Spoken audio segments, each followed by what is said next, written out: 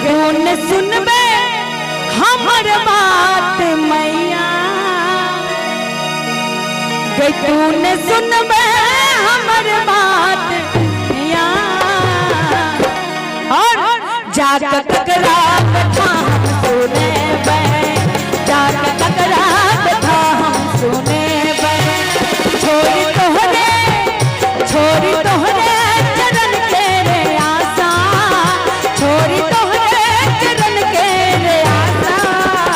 अब ककरा शरण हम देबे, अब ककरा शरण हम देबे।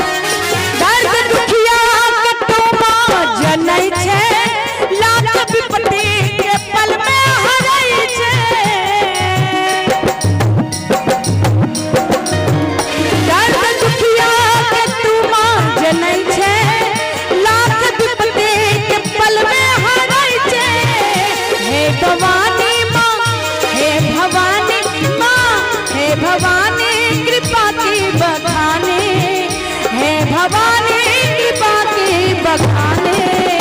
गौद दर्शन माने ना जुड़े, गौद दर्शन माने ना जुड़े।